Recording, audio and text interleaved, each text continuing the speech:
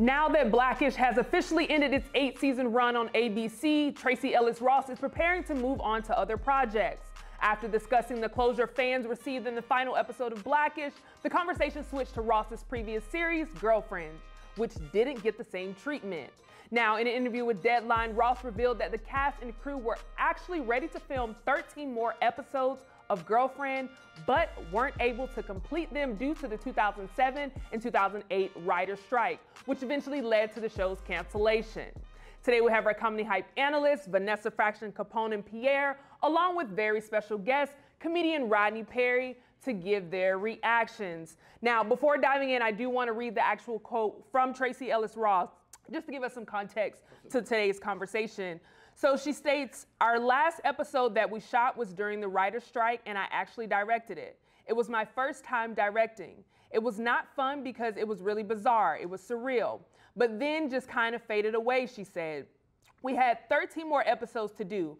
We never did them. We didn't have a wrap party. We didn't know we were ending. The last moment wasn't with our writers and everybody. It was sort of a ceremonial ending." Now, I do want to also add that Kelsey Grammer would go on to say that Girlfriends didn't get a proper send-off. It should have been given some honor because it has been kind of a breakthrough show and something I was proud of. Pierre, I want to start with you to go ahead and open this up. I want to get your reactions to, some of the things that we're hearing, and I know we've kind of talked about it before, but what are your thoughts to Tracee's reveal? Well, I agree with her. I believe it should have had a send-off. It was a very popular show. It was one of the first shows I've ever seen that while it was played, while it was filming, while we were watching it, people were online talking about the characters between commercials and what was said, what was not said. But and I understand why Kelsey Grammer would say what he said because it's his show. He produced it, so he'd want that. But let me tell you, a lot of shows have had a send-off, that didn't have a send-off, a season finale. Everyone from shows that I like, Married with Children didn't have no ending. Deadwood didn't have one. King of the Hill didn't have one. My Name is Earl didn't have one. My So-Called Life didn't have one. Mork and Minnie didn't have one. So many shows didn't have a send-off, at last episode. And it was happening during a strike. So people didn't know what was happening. So I don't know if it was done because it was a black show. They didn't get no love because of that. A lot of shows that didn't get a send-off, season finale. So Vanessa, I want to come to you because I kind of see you moving over there. What are your thoughts and reactions to, what we're hearing from Tracee? I feel her. Did Girlfriends had like 5 seasons, was it? How many seasons did you? It was 8 seasons. 8 seasons. Wow, 8 seasons. Okay, so 8 seasons with that cast and crew and fans with no send-off. That is, that can really get to you. I can understand where she's coming from. Yeah, so I guess just hearing that statement, I don't have a lot to say about that. Just I understand where she's coming from and why you would want an ending.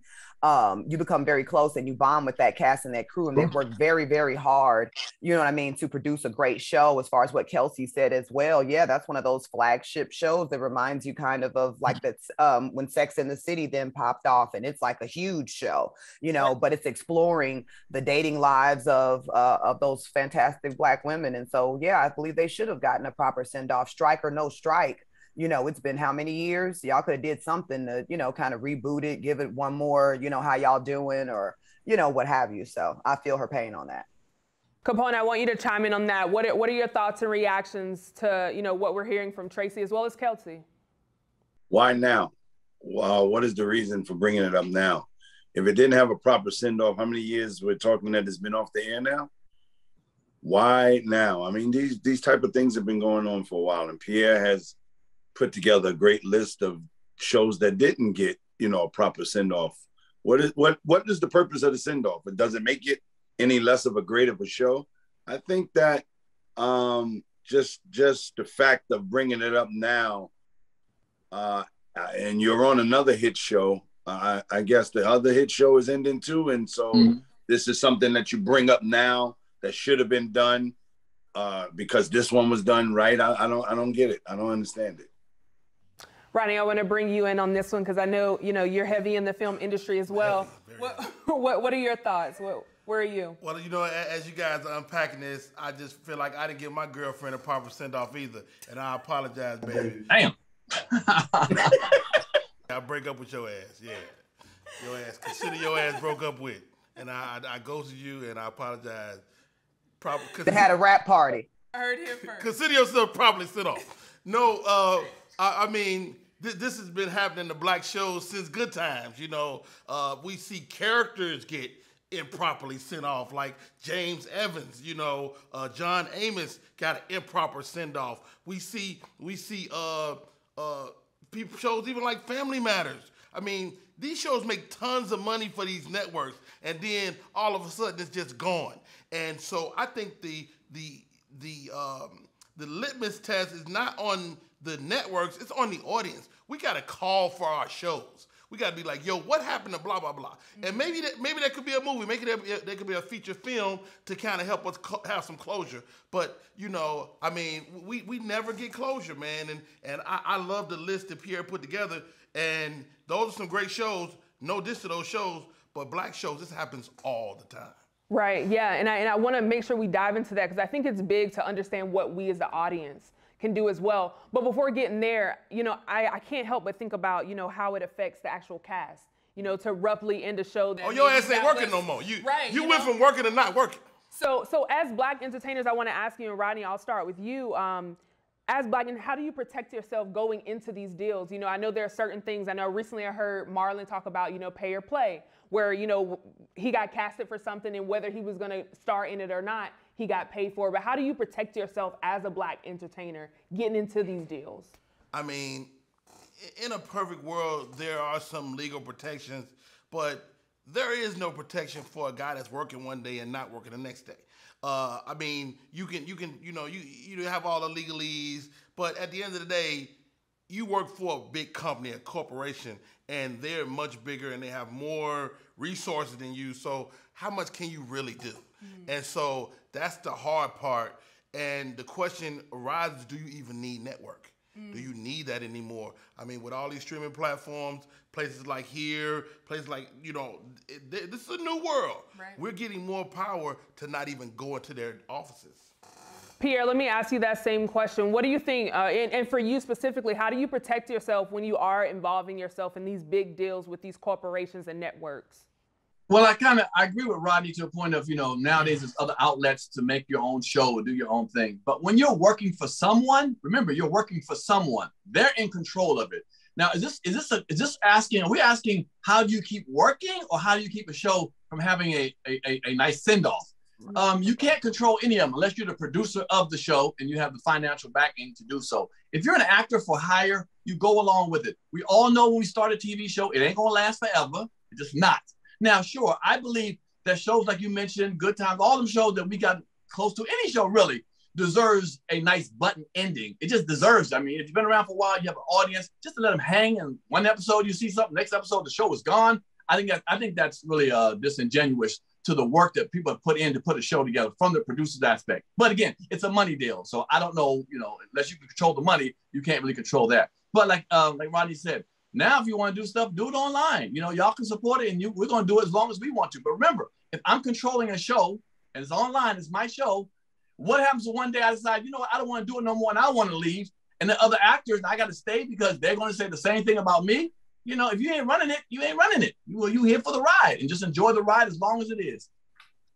Capone, let me bring you in on this. What are your thoughts? You know, as black entertainers, we see all the time, and as we mentioned, we kind of get, you know, we're used to heighten a network and make them money, and then they just kind of push us off the cliff. So how do you think, you know, black entertainers, when they're getting involved, how can we protect ourselves?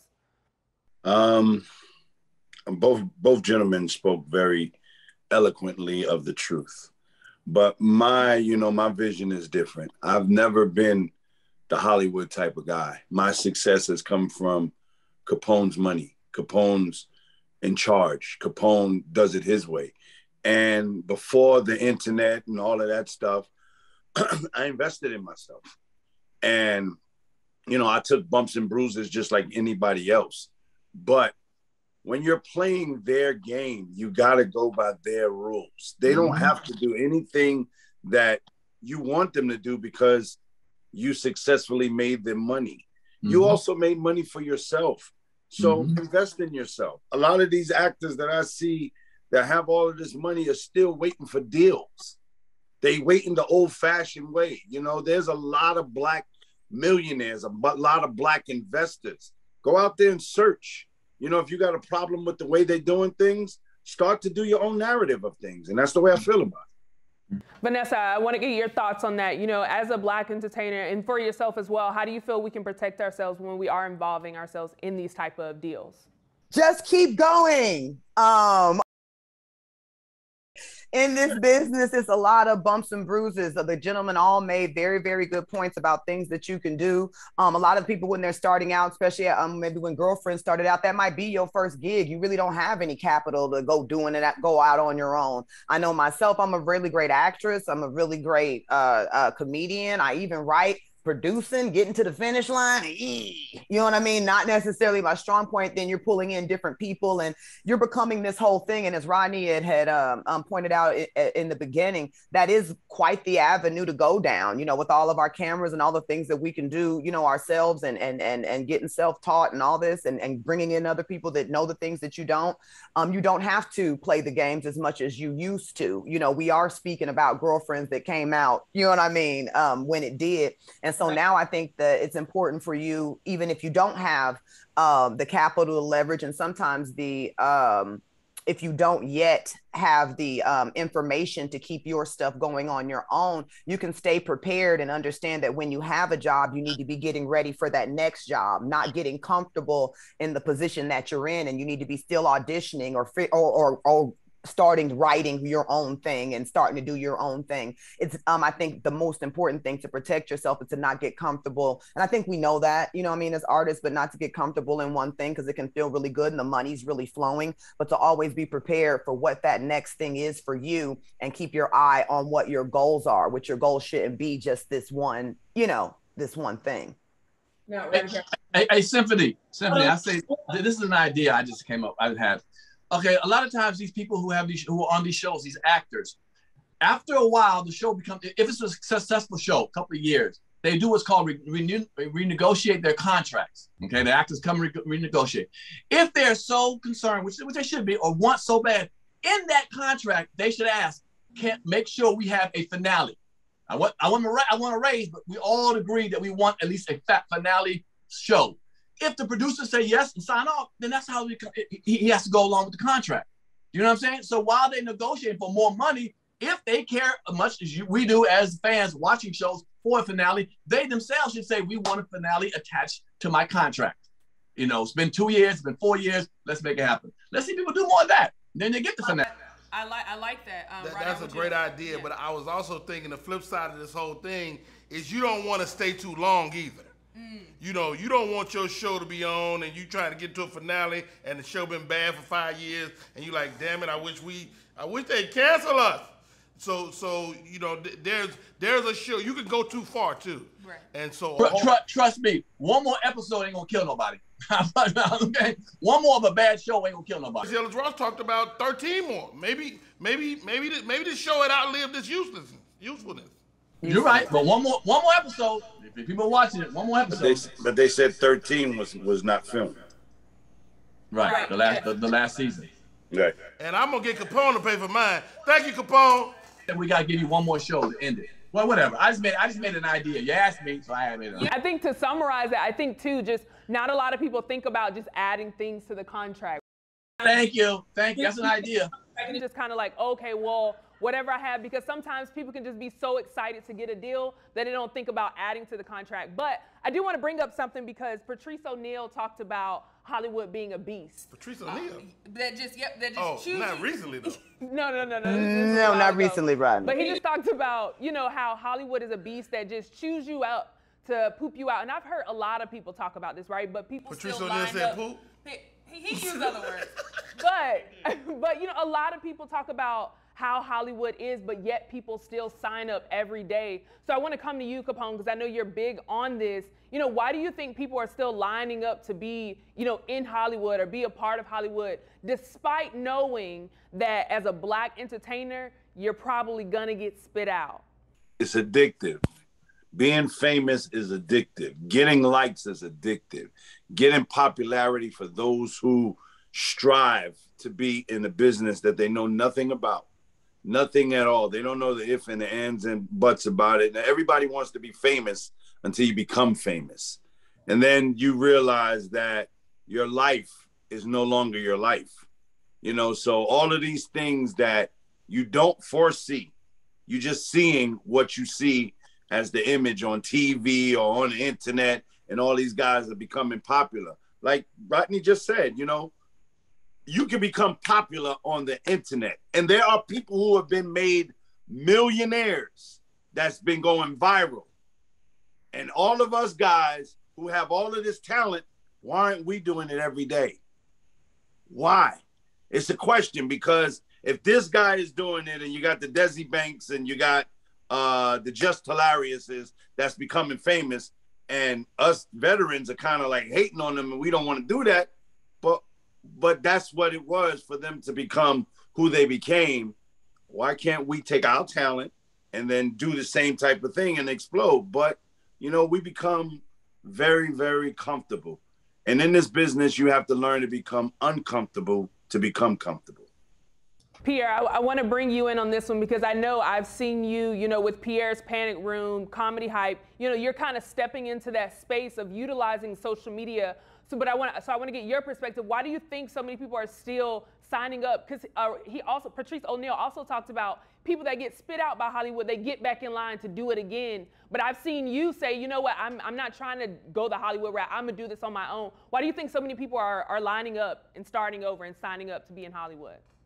Well, it's like the adage of buying a home. You know, a lot of people run out and buy a home that they can't really afford. The maintenance and the uptake, it sounds good, it looks good on the outside, but when you're behind, gets into a mortgage and you got to fix that house all the time, and a lot of people lose their house. A lot of people lost their house because it looks good on the outside. You think you can handle it. People tell you that's what you should have, and we run out and buy houses that we can't afford and can't afford the upkeep. And then what happens? We lose it.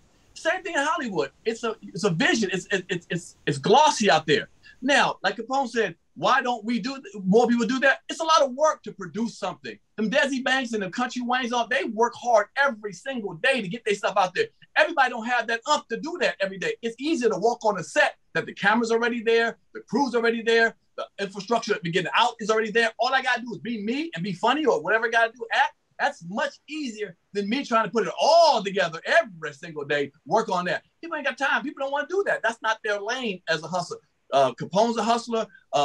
Rodney, Vanessa, we're built differently. I have 3 movies already filmed already. I got a comedy hour special done already. I do all that myself and put my own money behind it. But that's how I'm built. I'm not mad and I'm not going to brag that I do it over someone else. It's just what's in me to go out and make my own stuff happen. Everyone ain't got it like that. That's why we have bosses and we have workers. I'm a boss, there's a worker, and there's no disrespect for them. We need all of them to make this thing work. That's all I've got. So let me ask you this, Pierre, because I think this would be good for our audience as well. Did that, you know, was that already in you when you were in movies like Baps and, you know, you're in Hollywood and you're moving, or was that something that shifted for you once, you know, you kind of transitioned into things that you're doing now, producing on your own? No, it was always in me, because even when I was filming with Robert Townsend or How to Be a Player with my man Lionel C. Martin, I would ask them questions. How do we film this? How are you doing this? How are you shooting this? My mind was thinking, one day I want to be a director. I want to run this. I stood around the producers. I heard little things of what costs, what cuts out, how you with it. We're losing a day, we're losing time. So I was always around that listening. I wasn't an actor that sat in my trailer and just sat back. It's just, I was a hustler. And when I worked on a movie called 2001: A Space Travesty in Europe, in Canada, with Leslie Nielsen, I asked the guy who runs the cameraman, the director, can I have the footage? I mean, the extra film. That's a little more in depth. Just because I want to take all that film and film my own stuff, which I wound up doing with a movie called For the Love of Money. So I've always been a hustler in this business, doing my own thing like that. You know, sometimes it's worked out for me, sometimes it hasn't. But guess what? I'm here on Comedy Hype News right now. Okay, it's worked out. Put that in the comments. Yeah. Vanessa, I saw you shaking your hair earlier, so I want to bring you in on this as well. What are your thoughts? You know, we talk about Hollywood, we hear about how big of a beast Hollywood is, but yet people still sign up and want to be a part of it. What are your thoughts as to why we're still seeing that? Or do you think that has shifted over the years?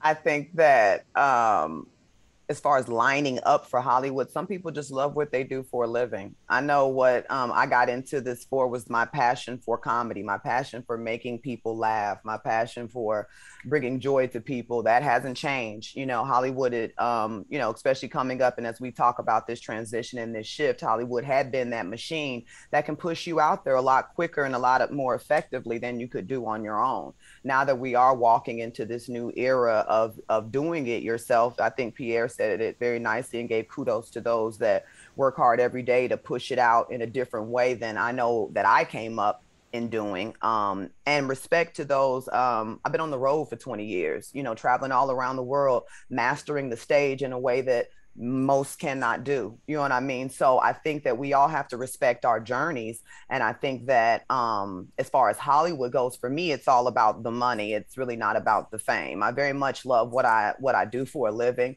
but I do also do it so that I can put myself in a better position, and so that I can do it in a way that doesn't stress me out. I can do, you know what I mean? Like, I can also put my family in a different position and help fulfill some of their dreams that may not necessarily be in entertainment, but entertainment is such a big industry and can create so much money. It's very alluring to go and try and get yours in whichever way it works for you. And that's also how some people end up doing other things because of that allure. So, I mean, whether it's Hollywood, whether it's whatever, I think that we all want to live on a big scale. And if you really love what you do, you want as many people as possible to see it. Right, absolutely. And I think you bring up a great point, respect the journey. Right, I want to bring you in on that same question. You know, we see, like I mentioned, you know, Black entertainers where we're not being appreciated as much in Hollywood, but still we want to be a part of Hollywood. Why do you think that is? I mean, it's a natural thing. For us, myself, Pierre, Capone, and Vanessa, we're a little different because we're stand-ups. And so by nature, we're a little outside of the status quo. And then there are those of us that get blessed and lucky enough to get into a feature film, to get into a movie, to get into a TV show. And so once you start eating like that, it's hard to go back to the crumb plate. You know what I mean? And so like I always say, man, like when I first started in porn, man, and I was working with the actresses, man, and they were always so, you know, they were just beautiful girls. And no, I'm joking. Look at that, I know. I'm just like, She's so professional. She's so professional. She's like, really? Okay, I didn't know. No, I was waiting. No, I was waiting. No, I love it though. I appreciate that. So, and I know you mentioned this earlier, and I want to close out with this. You know, whether someone chooses to go the Hollywood route, or whether someone chooses, hey, I'm going to go the independent route. And I'm going to start with you, Pierre. What do you think the audience can do to help prevent, you know, where we're not seeing our Black shows get canceled, or, you know, just putting us in a better position? What do you think we as the audience can do to assist in that process? Well, I think they're doing it now. Look at all the people on social media who are blowing up and, you know, having their little, you know, not little, but their fame, you know, from, like you said, the Desi Banks to some many people, you know, some B. Simone's to Country Wayne's, so all those are the 85 South. You know, we're doing it. We're watching those shows. That's what you can do. You just, you know, have quality stuff that people want to watch. You know, that's one good thing. You know, you do that. Unfortunately, sometimes it don't have to be quality. People just want to see stuff, you know, the different generations. But just continue to do quality things. I don't let nothing come out unless it's quality for me. You know, it's got to look like something. If it's my project, it has to look like something. Like my up-and-coming special I have, my little micro special with Comedy Hype. You know, it's going to look like something.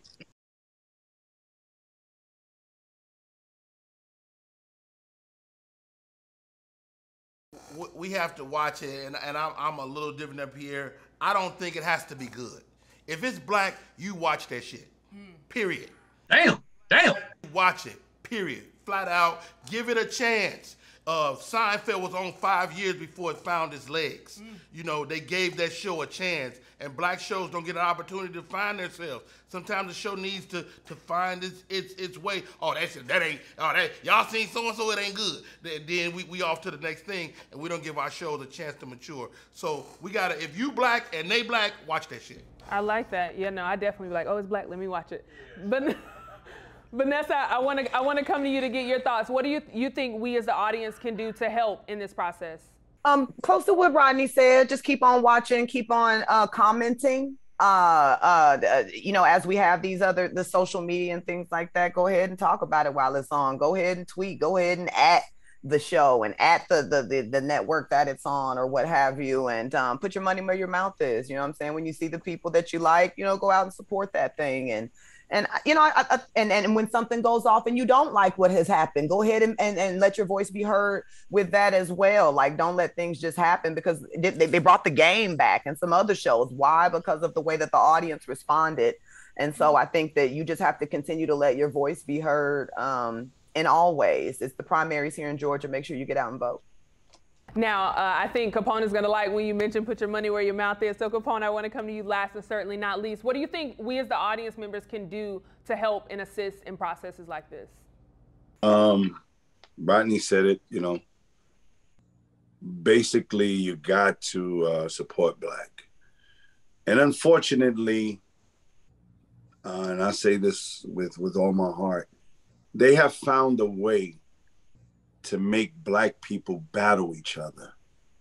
And it's almost to the point that no matter how much we get up, they find a way to keep us down, and we fall for it all the time.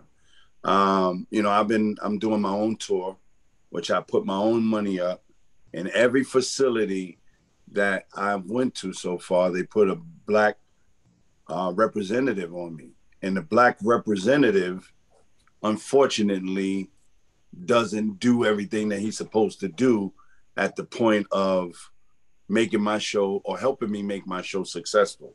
Like I had a show at NJ Pack the same time, right after earthquakes. So they told me that they can't really promote my show because Earthquake show is right before mine, and they don't feel like Black people or Black comedy shows should be promoted at the same time. What kind of shit is that? And when I spoke to the white people about it, they said the same thing I said. What kind of shit is that? People are going to see who they want to see. But as long as we keep battling each other and they keep putting us in this arena against each other, we're going to always have this problem. So keep putting your money where your mouth is. Keep supporting and believing in your own projects. And not only expect the people to support you, but go out there and support the people as well. I think that was definitely well said. So thank you for that. Pierre, did you want to say something before we close out? And it kind of encompasses what everyone said. If you like something, especially on social media, share it. I get so tired of seeing other people's videos being sent to me, but not my videos being sent out. So if you like what we do, send our stuff out. That's how we get bigger or larger or whatever. Don't just be like, man, you funny as hell, and that's it. But you're going to send me somebody doing an arm fart in the middle of the street, you know what I'm saying? Somebody more famous than me because you like that person. I guess you don't like me like that. So support the artist by spreading it out, the word out. If one of us are coming, send that flyer out to a friend of yours. Say, he's coming. One of my favorite comedians are coming. Do that, and that'll help continue, people moving forward. Yeah, and now speaking of sharing and making sure you support, I think this is a great opportunity to see what you guys have coming up. Of course, with our special guest, Rodney Perry, thank you again for joining us. Always a ball. First of all, thank you, Comedy Hype, mad love, man. And thank you, Symphony. Oh, thank you. A brand new online show called it Rodney Perry Live. It's a daily show. It's on every day from 9 to 11 a.m. Eastern Standard Time. It's comedy, it's cool interviews, and I'm excited about it. So. And where can we watch it? Everywhere you watch anything, Roku, Fire Stick, Facebook, Instagram. Holla at me. RodneyPerry.com is where it lives. Awesome, I love it. I'll come to you next, Vanessa. What do you have coming up, and how can we support you? On May 28th, yay, I'm at the New Apache, 393 Marietta Street Northeast. If you're here in Atlanta, people always ask me when am I going to perform in Atlanta. It'll be on May 28th at the New Apache. It's called Jokes and Notes. It's a really cool show with jokes, music, and poetry. So bring that bootay and let's have a good time. Also, make sure you catch me on the Nappy Boy Radio podcast. We just finished our season. It's ending with Tiffany Haddish. Unfortunately, I was not there for that show. I was working, but go and watch Sister Haddish tear it up on the Nappy Boy Radio podcast along with the rest of the crew, and then catch us back for the second season. You can see that on YouTube. Please share it. And then and follow my page on YouTube as well at Vanessa Fraction. Capone, I'll come to you. What do you have coming up, and how can we support you and the tour? The tour is Team Capone's comedy tour. I See Life Different in 2020. 2022. It's a tour that I put together. It's some young comedians that are fire. I put them on because they're hungry. And I remember when I was hungry that nobody gave me an opportunity. And sometimes you just got to let these cats go, because when they go, it helps you go as well. And I'll be in Atlanta in July for my birthday doing a big show at the Uptown Comedy Theater. No, I'm sorry. At the Uptown Comedy Corner, the new one. 1155 Virginia Avenue. Yeah, well, I'm getting used to these things here. And basically just follow me on Instagram, Comedian Capone. All the things that I got going on, I filter it through there. And you can catch me every night, 7:30 on the Catback Show on Instagram. And Comedy Hype. I'm here as PSA. You know, you got to give this avenue all the props, because it's definitely a voice that is fucking hard to be reckoned with. Absolutely. I love it. And I've been to a show and it's absolutely hilarious. So make sure you check out the tour. It is hilarious. Last and certainly not least, Pierre, what do you have coming up and how can we support you? Tomorrow night, I'll be in Harrisburg, Pennsylvania with my man Joe Claire Talent and Buck Wild at XL Live, tomorrow being Wednesday. Saturday, I'll be in Shelby, North Carolina with my man hosted Big Sugar in Shelby, North Carolina. So come out to see that Saturday. I'll be tomorrow, Harrisburg, Pennsylvania, Shelby, North Carolina this Saturday.